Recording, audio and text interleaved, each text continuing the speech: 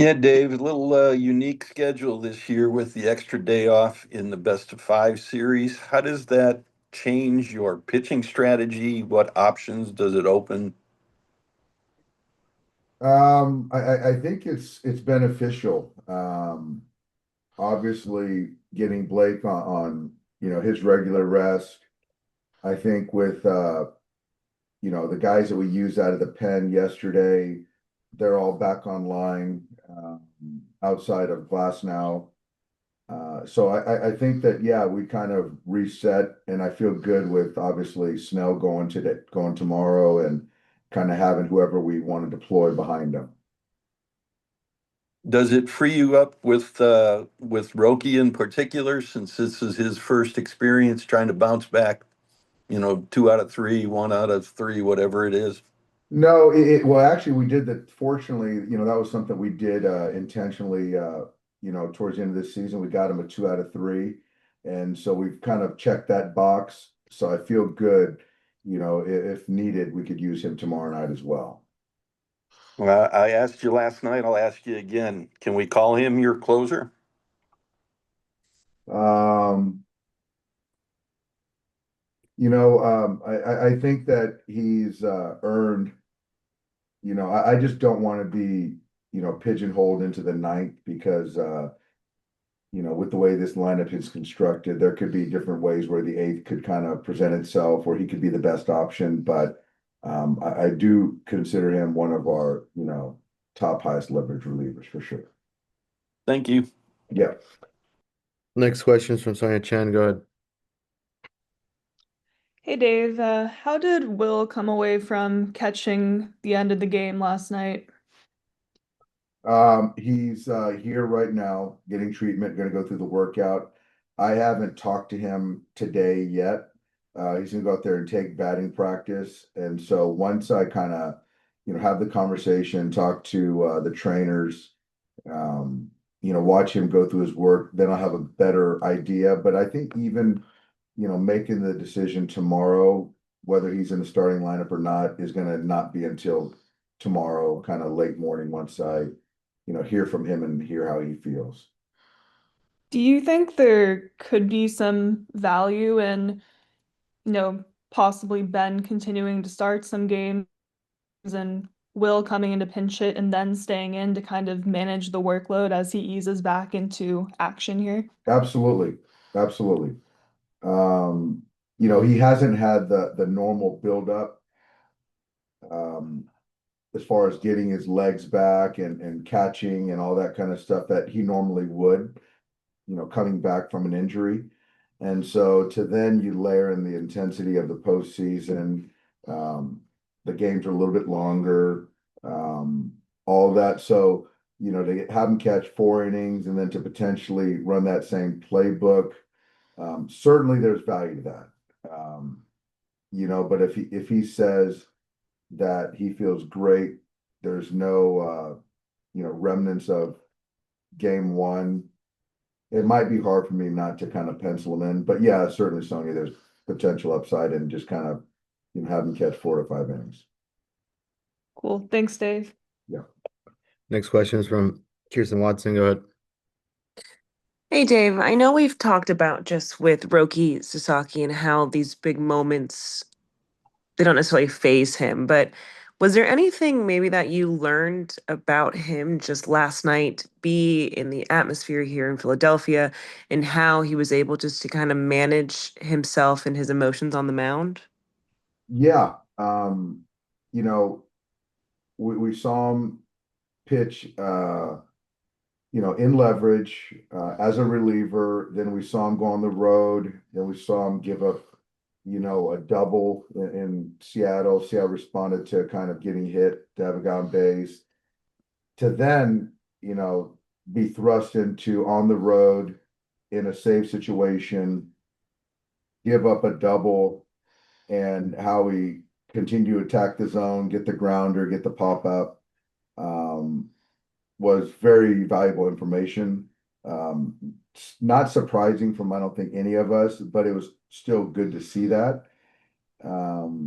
Yeah, I just felt confident in him that he'd be able to handle his emotions in any circumstance, but I think it makes us all feel better once you see, him in certain spots and how he responds. Thank you, Dave. Yeah.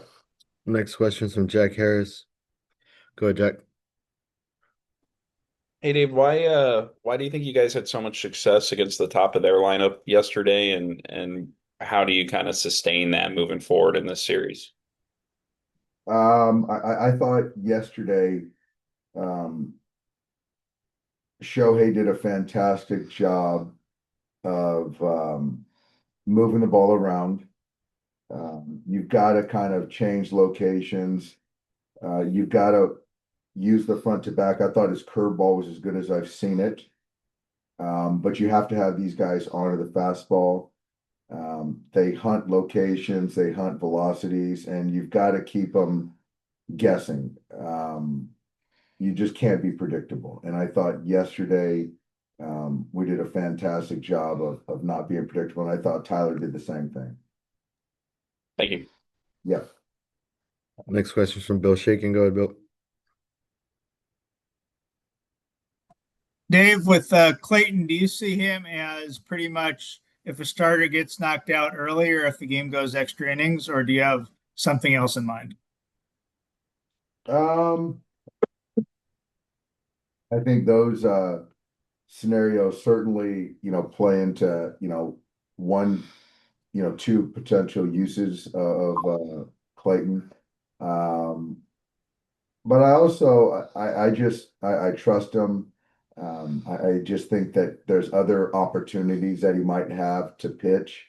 But I also do feel that there's other guys that I feel in certain, whether it's lanes or spots, that I feel, more comfortable with.